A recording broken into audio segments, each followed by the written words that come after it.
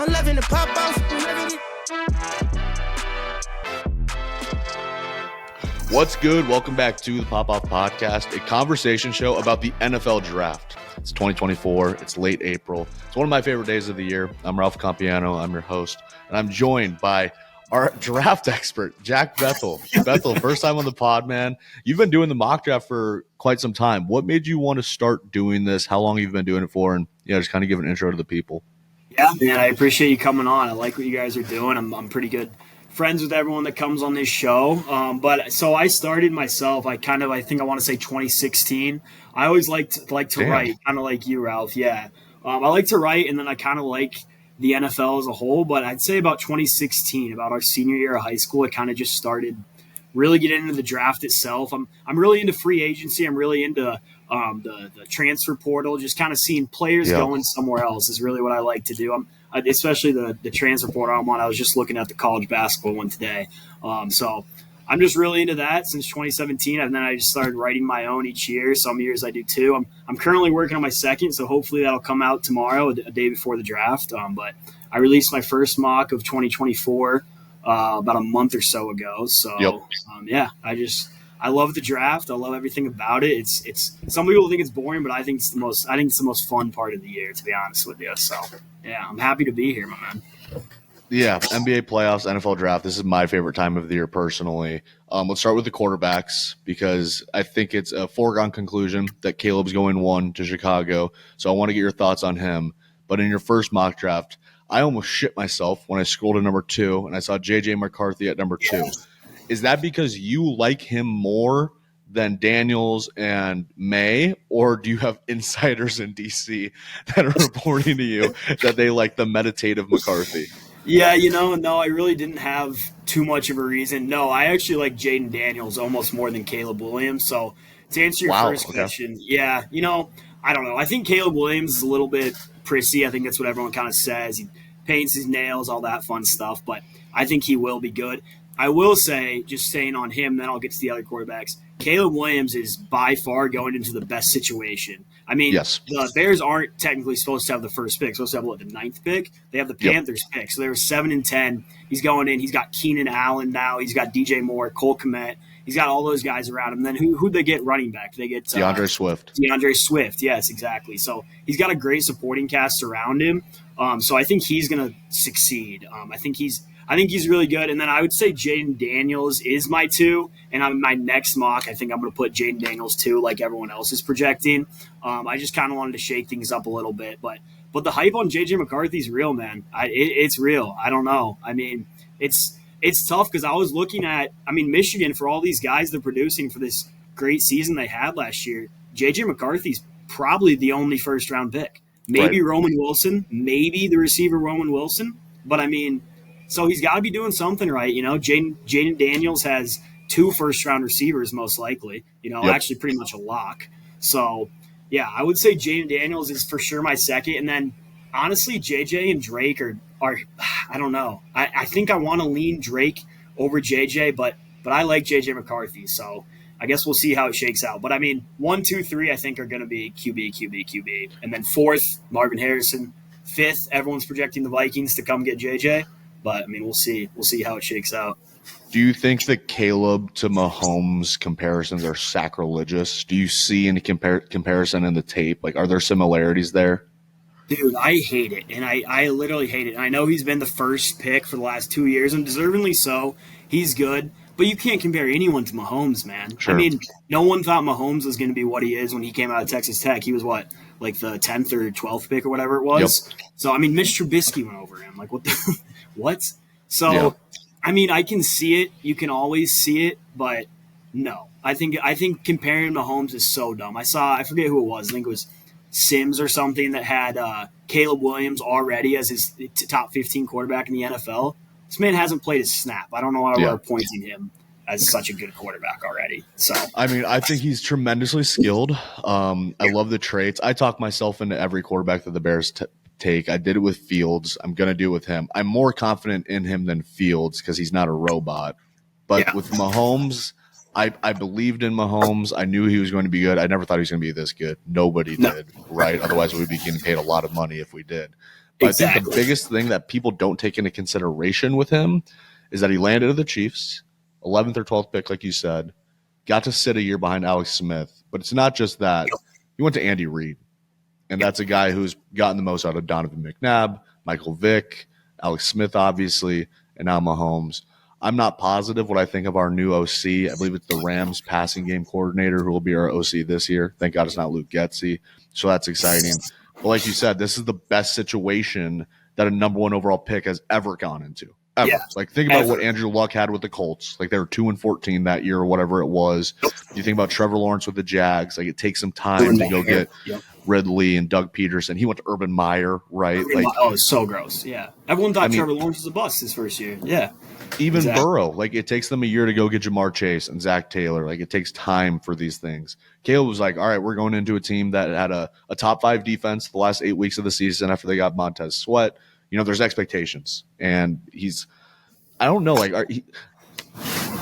the Notre Dame game comes to mind. I'm not sure if you had a chance to watch that. It was really the only USC game that I fully locked into because it was like on NBC, big stage, night game, all this kind of stuff.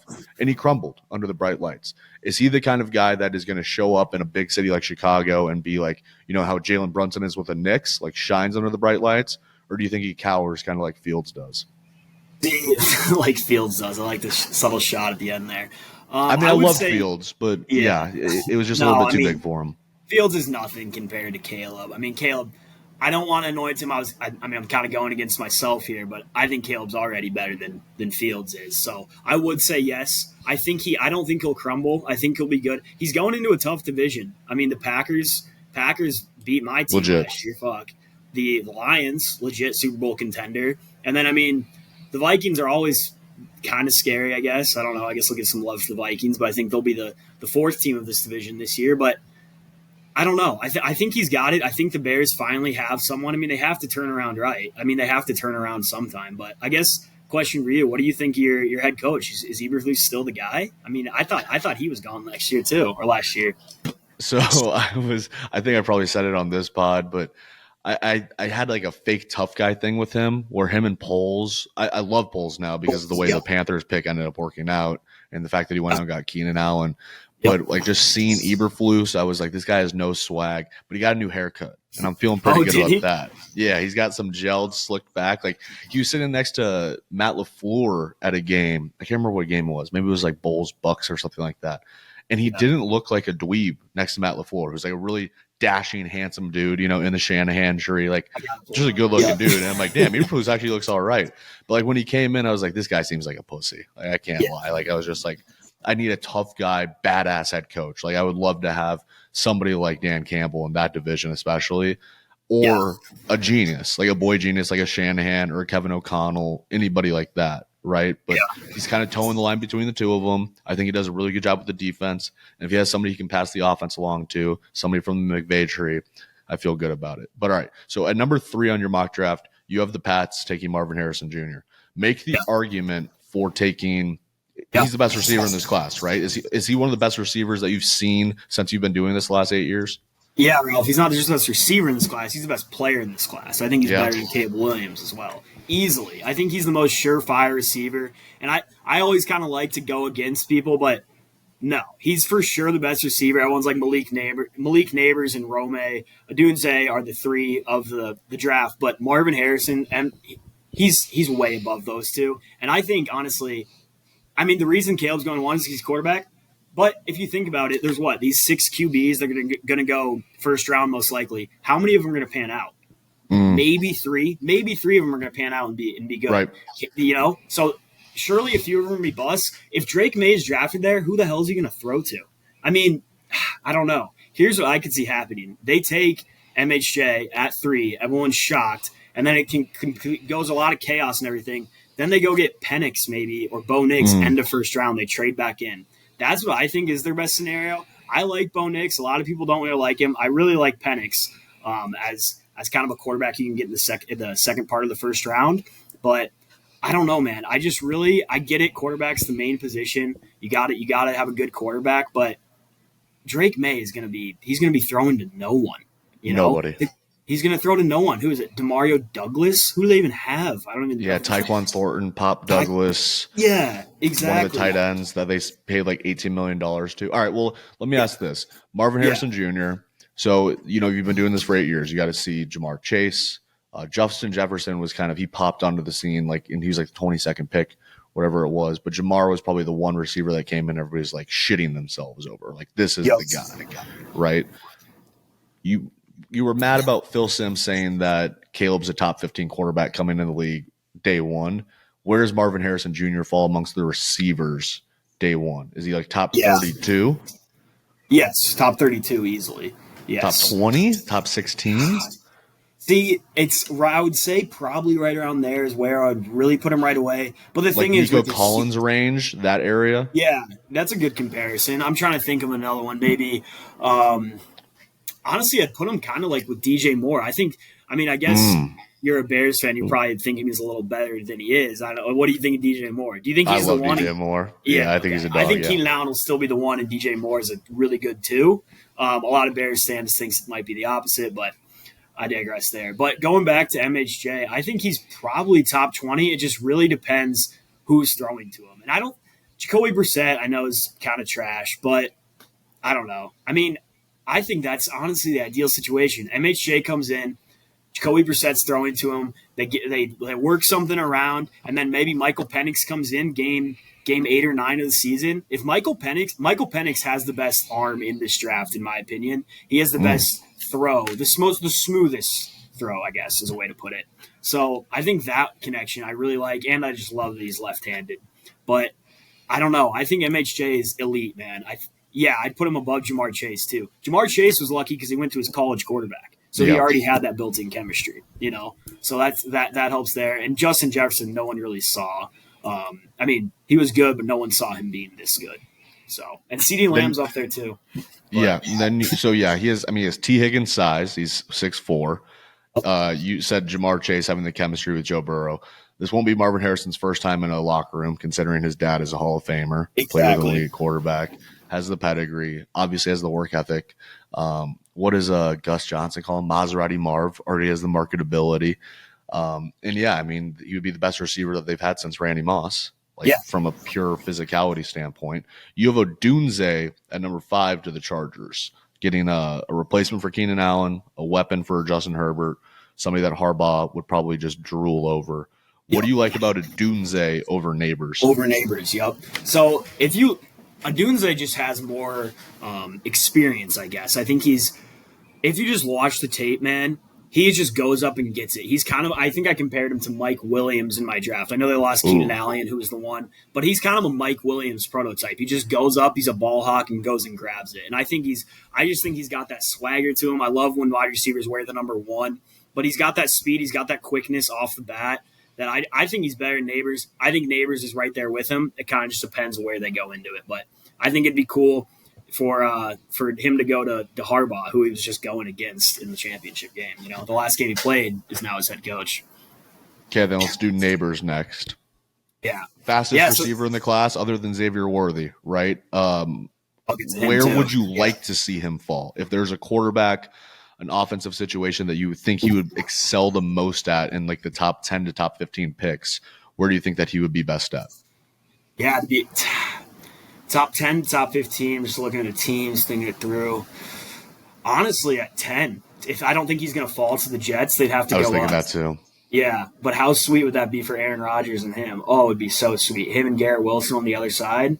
Oh, man, I think that would be pretty sweet, but I think someone might move up. If Giants stay put, they're for sure taking him. So I think but that's the one everyone puts. Him and Daniel Jones just wouldn't be too fun to watch. I think he'd be wasted there. But going to the other New York team, the Jets, oof. I feel for Aaron Rodgers, man. I like Aaron Rodgers. I think it'd be sweet for him to have a weapon like that. I mean, he's never had a first-round receiver. Never. Literally in his entire career. He had to go to the Jets to get one. Yeah, ridiculous. Literally. All right, looking at kind of, the less pretty boys on this side of things, Joe Alt is a name that I've heard a lot about going into this. I don't spend a lot of time crushing tape on offensive linemen when it comes to the draft, But then when I'm watching on Sundays, I like, and like guys are doing like their things on Instagram on Monday and Tuesdays or Monday to morning quarterback. I just love watching offensive lineman tape. Who's your favorite offensive lineman in this class? Because from what I understand, there's some pretty special tackles in this group. There are, man. There are a lot of special tackles in this group. I would say Joe Alt, but I think that's probably who everyone's picking. Joe Alt is far and above. I'd say there's probably one tier. It's Joe Alt. Tier 2 is the three boys with the F last names. I don't know. I'm going to mispronounce all of them. Troy Fatanu from Washington. The Ollie, who's actually Caleb Williams' high school teammate from Penn State. And then Fuanga are my top. That's tier 2 for me. And then J.C. Latham from Alabama, tier 3.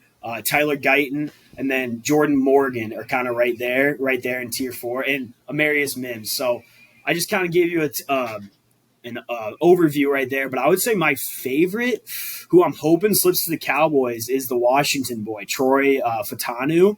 He can play tackle or guard. I don't think he's going to slip to 24. I really hope he does because the Cowboys can need him. He played tackle at Washington. He'll slide in nicely at guard. He can play tackle. He's just the most versatile lineman. I think he's going to be – he's fun to watch. If you want to see some lineman tape you were talking about, go look up his highlights.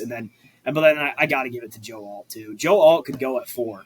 I don't think he will, but he could go at 4 or 5. Yeah, he probably won't. Marvin Harrison will be the first non-QB picked, but Joe Alt might be the next one above the other 2 receivers. So 4 would be the Cardinals, 5 would be the Chargers for the people not looking at their boards at home. Yes, correct.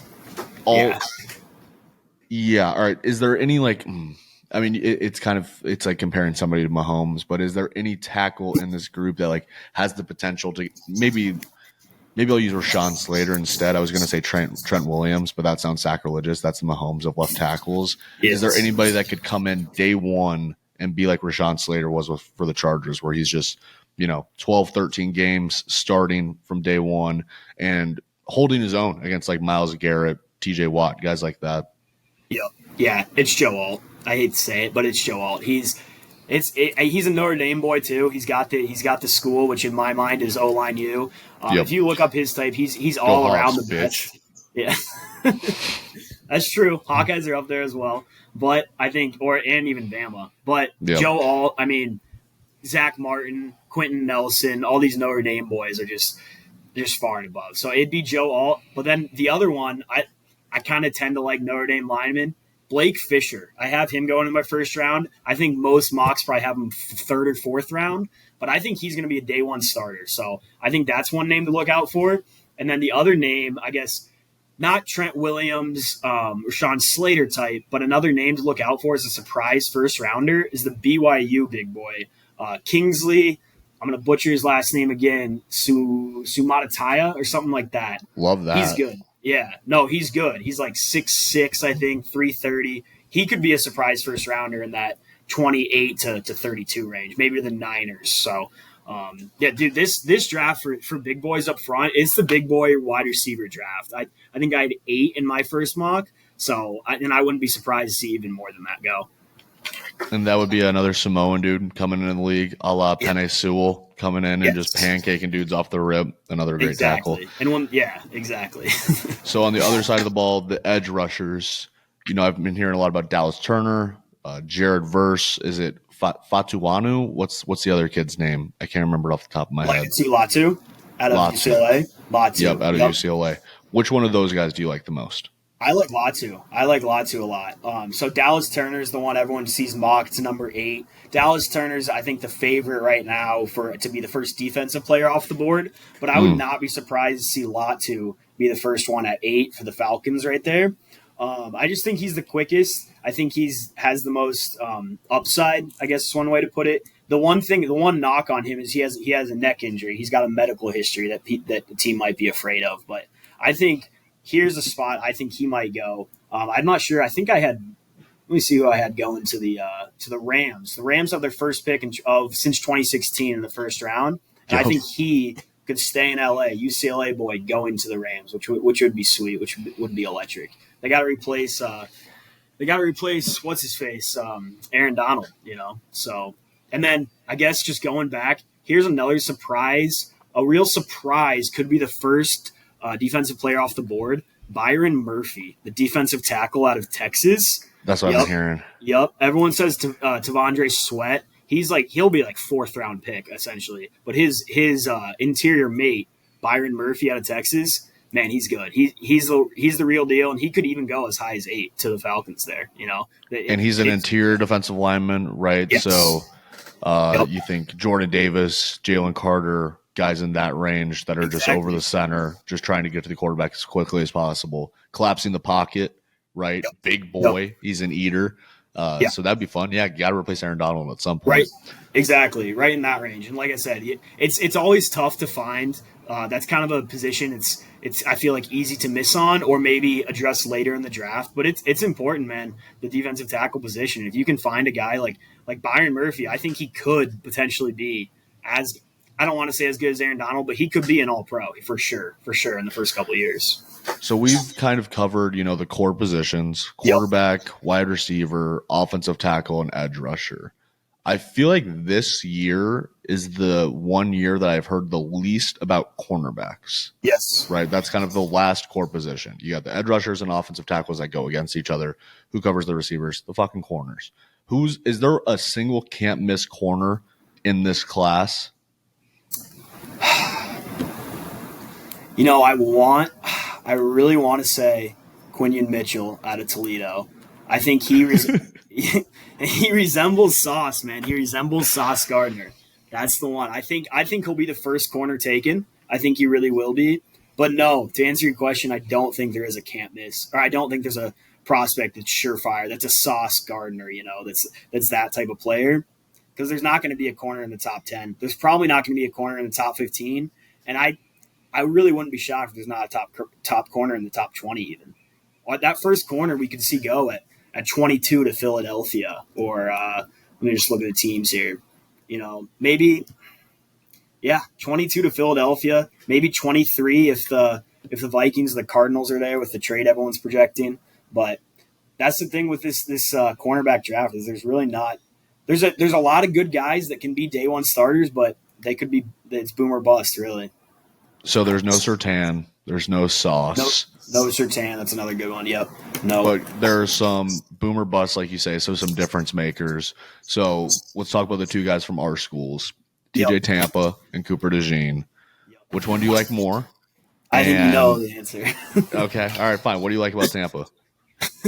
He's big, man. He's big. I'm a little biased for the listeners. I'm an Iowa State grad. I know Ralph's a Hawkeye, so I think TJ Tampa is very underrated. I don't think he's going to go first round. I obviously want him to go first round, but I don't know. I just think he's versatile. If he's put into the right scheme fit, I think he could easily be a good lockdown cornerback one. And then Cooper DeJean, as much as I want to hate on the guy, he's going to be good too. He's going to be cold. If he's put in the right system, I think he'll be an all-pro punt returner probably the first year wherever he goes. They'd be stupid not to put him at punt return. He was to bag on your school a little bit. He was their best scorer, and he played defense.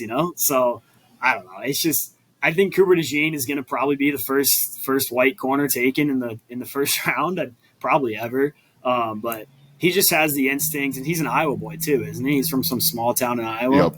Yeah, so I think Cooper DeJean, outside shot to be the first corner taken. Probably not. I think he'll probably be around the third or fourth corner taken. But he's a surefire round one lock. TJ Tampa is not a round one lock, but he should be. Yeah. I think he would be best serviced, DeJean, with a defensive coordinator or defensive-minded head coach who wants to use him as a weapon. Think about how the Charger, I don't think he's like a Surtain or a Sauce that's going to, blanket one side of the field. You got to use him like the Chargers use Derwin James. Put him at safety, put him in the nickel, blitz him, nickel is what I was put him say. At corner, put him wherever the fuck you want, and just tell him to make plays. And he doesn't have to play every snap, but 65, 70% of the snaps just going all out. I think that's where he would be at his best. Where I'd see a great spot, which is very likely, is the Detroit Lions at 29 is that? I honestly don't know if he'll last that long. But if he lasts that long, I would not be shocked for Dan Campbell to take him. Dan Campbell likes the Hawkeyes. He took 2 last year. So I think that'd be a real good fit for him, and it'd be pretty sweet. Brian Branch. Yeah. Brian Branch, yep. Where's Seattle at in this draft? Because I think Dan Quinn is a guy that would he would love that motherfucker. Dan Quinn, Seattle, or Yeah, Dan Quinn, your guys' DC. He went to Seattle. Their he new went head to coach. Washington. Oh, did he go to Washington? Oh Yeah. shit! All right, then. The Commanders. Oh, Washington's way too high to take him then, right? Yeah, no. Yeah, no. Dan Quinn would love him. That'd be honestly if he slips to round 2, but he's not slipping to round 2. Yeah. Okay, another position that I just literally don't hear anything about. Bijan Robinson was a top 7 pick last year. The Falcons, who kind of go against the grain, take a tight end at number 4 or 5, or whatever it was in Kyle Pitts, take Bijan really high. Yep. Are there any good running backs in this class? Like I know Corum. I don't know really anybody else at the running back position. I guess there was the Wisconsin kid, but those were just Big Ten guys that I've ran into. But I don't know about any other ones. Yeah, Braylon Allen will not be good in my opinion. Braylon Allen can't catch the ball. But no, Jonathan Brooks would be the one. There will not be a running back for round 1. That would shock me. That would shock everyone. There might not even be a running back round 2. But Damn. Jonathan Brooks would be the top running back. I probably wouldn't even put him in the top 50 prospects, to be honest. He tore his ACL, unfortunately. I think it was late December or late November. So that kind of hurts him a little bit. But he would most likely be the top running back taken out of Texas. Trey Benson would be another one out of Florida State, if you remember that name. He went to Oregon for his first couple years, didn't do much there, and then went to Florida State for 2 years and kind of popped off. And he would be good. I think he'll be good. And then who else do we got? Corum, like you mentioned. Bucky Irving out of Oregon will be good.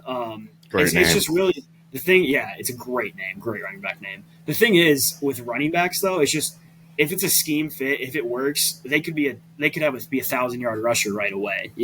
So and my team, the Cowboys, needs a running back badly. I was just gonna say you guys needed running back at some point. Like where would you want them to take one? Because like if there aren't any spectacular ones, there's no Saquon, there's no Bijan. Are you going to wait until day 2 and then get one, in the 3rd round? And if you did, who would it be? Yeah. See, the thing is, honestly, 3rd round would be ideal for me for Cowboys. My ideal Cowboys draft would be, just position-wise, not even name, would be tackle round 1, center/guard round 2, because those are so needy for the Cowboys, and then running back round 3. And running back round 3, we could get Bucky Irving easily, Trey Benson. I really don't like Jonathan Brooks too much. I think he's probably the best running back in this class, but I like Trey Benson a little more. Jalen Wright out of Tennessee is another name to watch. Yep. So I'm telling you, one of these guys, they're put in the right scheme. They'll be a running back. They'll be an RB1 by week 5 and be a 1,000-yard rusher. And next year the year after next, they're going to be a top 10 pick in fantasy. It's just really where they fit. The thing with the NFL nowadays is the running back position is just pretty much not even a thing anymore. So, I mean, you have to be a pass catcher, and most of these guys are. So, it'll be interesting. The one you said, Braylon Allen, is not. That's why he sucks in my mind. Well, yeah, it's running back by committee, right? Like Gibbs goes in the 1st round last year, and everybody's drafting him in their fantasy draft. So, top 20 picks. And then the first 6 weeks of the season, they're like, why the fuck did I take him in the top 20? Yeah, and then he starts to blow up a little bit more in the second half of the season, has a good playoff game, and it's just it's history from there. All right, let's do tight ends. So everybody knows Brock Bowers, projected 1st-round pick, should be top 15, top 16 pick.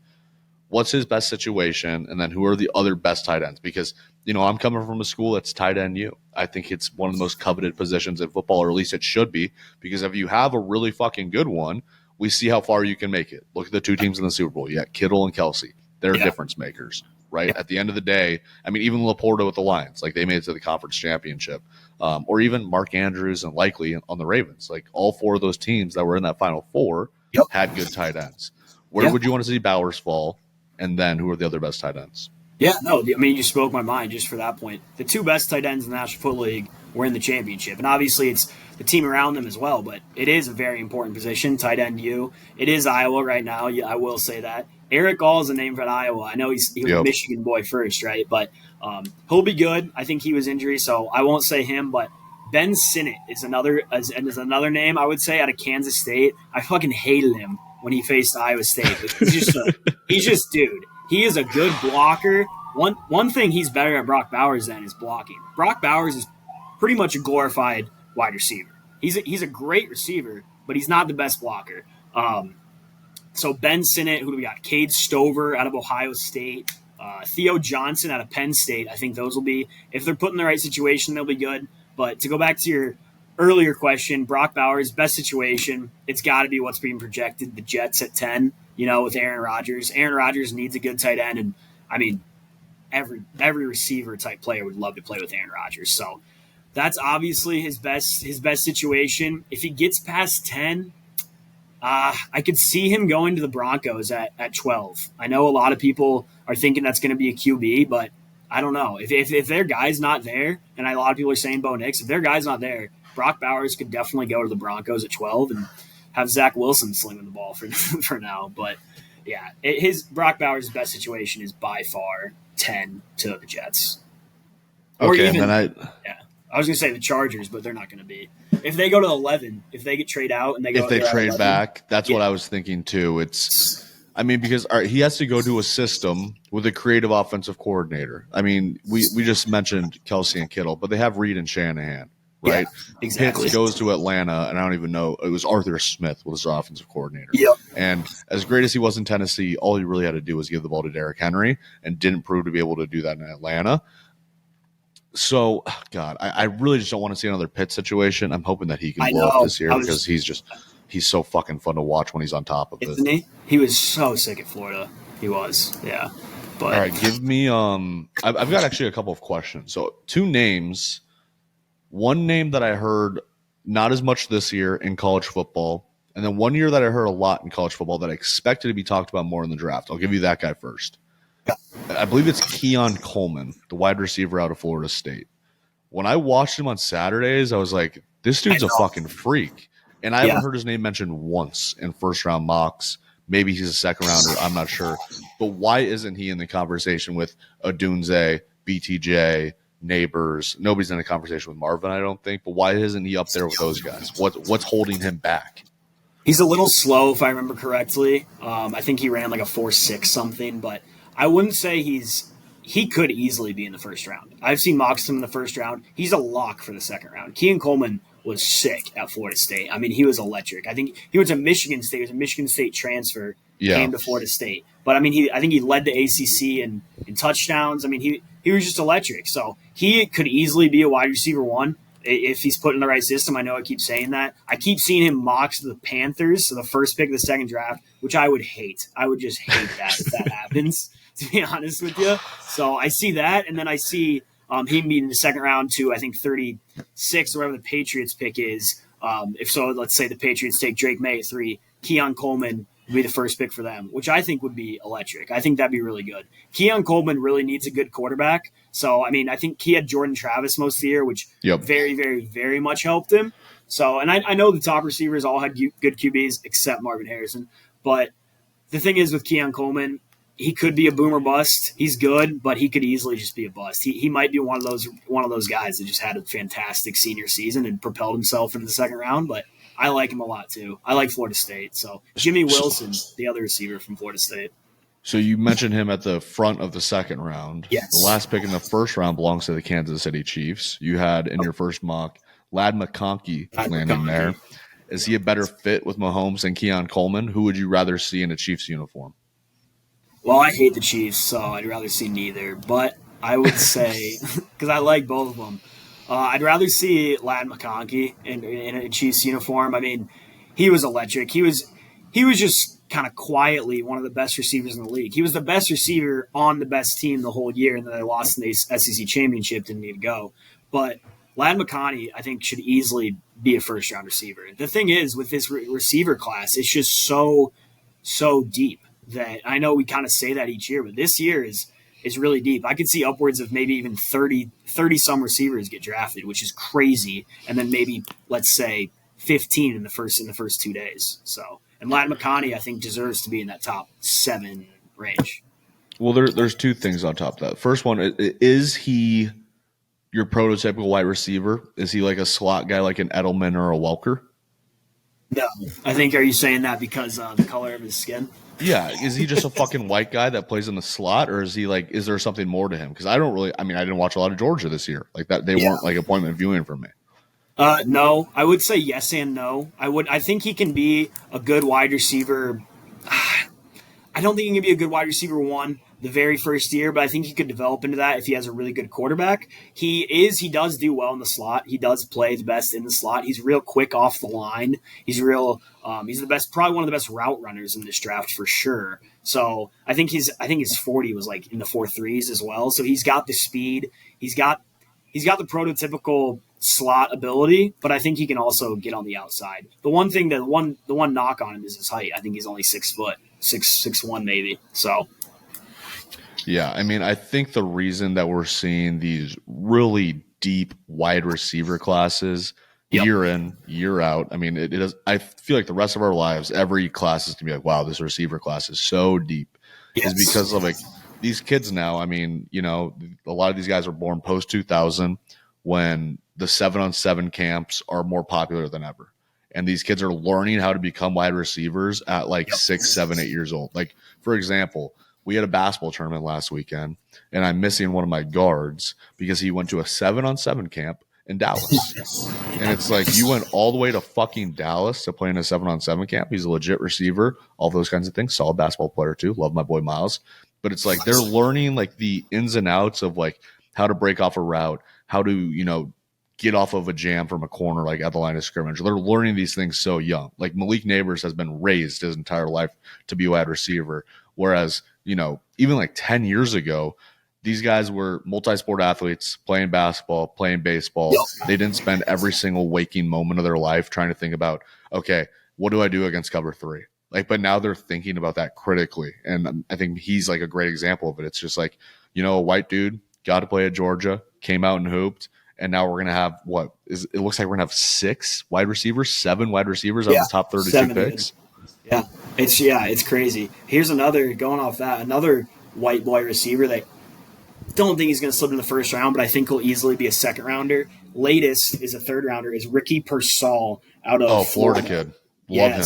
He is sick. So he went to Arizona State. He was teammates with Jaden Daniels at Arizona State. Both transferred. Both went off. He is just electric. If anyone listening wants to see the best catch of last year, it's against I think it's against Charlotte. It's against some real small school, one-handed. It is the craziest catch ever. So he will be electric. I think he's a really good receiver. And I mean, like you said, this receiver class is just crazy athletic, crazy good. You know.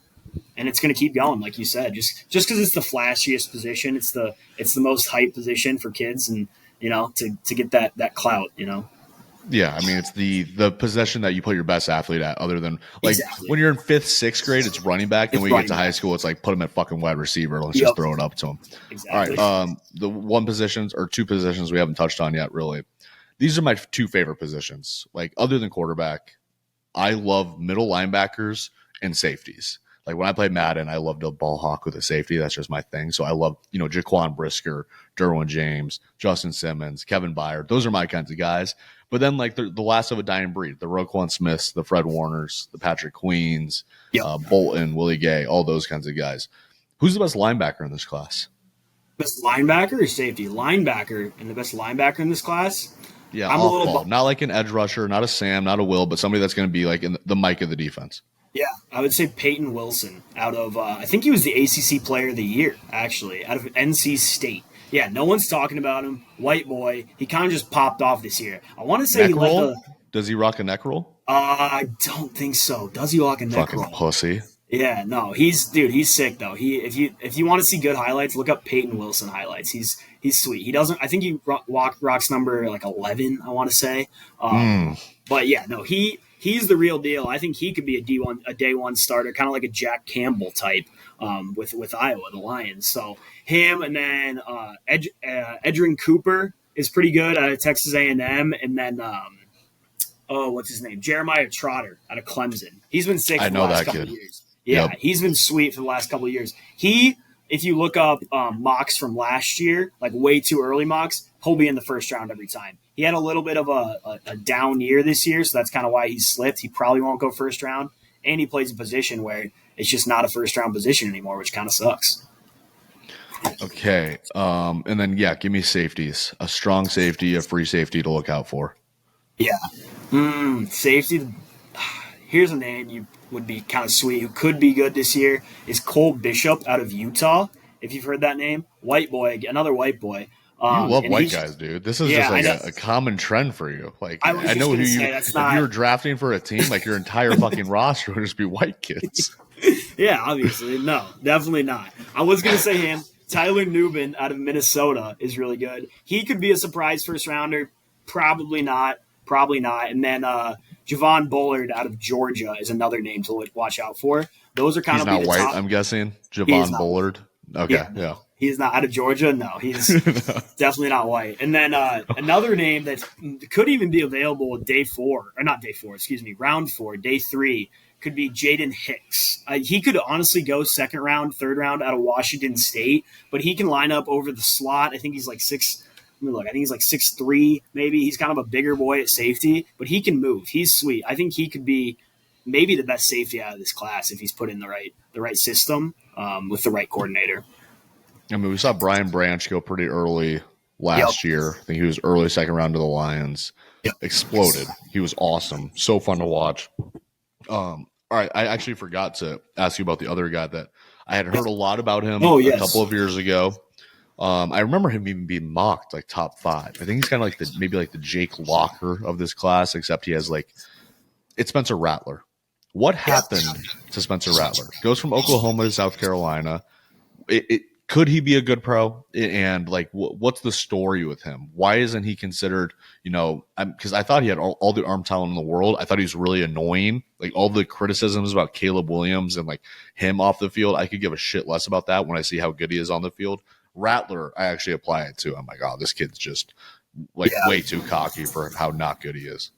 He is way too. That's honestly it. It's a little bit of character issues there, and he didn't test well at the combine, but he can escape the pocket. He can throw the ball. He could be he could be a starter next year even. One team I'd look out for with Rattler is the Denver Broncos. If they don't take a quarterback first round, Spencer Rattler, round 2, day 2, round 3 even, he could be a starter. I mean, Spencer Rattler versus Zach Wilson, I think I'm probably going to take Spencer Rattler still.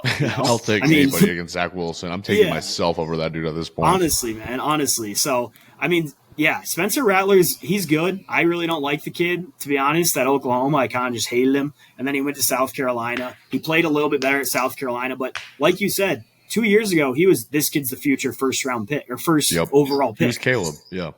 Yes, exactly. He was Caleb Williams, and then Caleb Williams came in and took his spot. But I don't know. Spencer Rattler, I think, is still good. He's still got that talent. I mean, I think if you look up his high school recruiting, he was still like a top 5 recruit, wasn't he? So he's still got the recruit. He'll still be in the league for a while. If he's just put in the right situation, he could easily be a starter in the Broncos thing could go 2 ways too. That's interesting because it's like they just got rid of Russell Wilson, who was a locker room cancer. Like he thought that was his organization.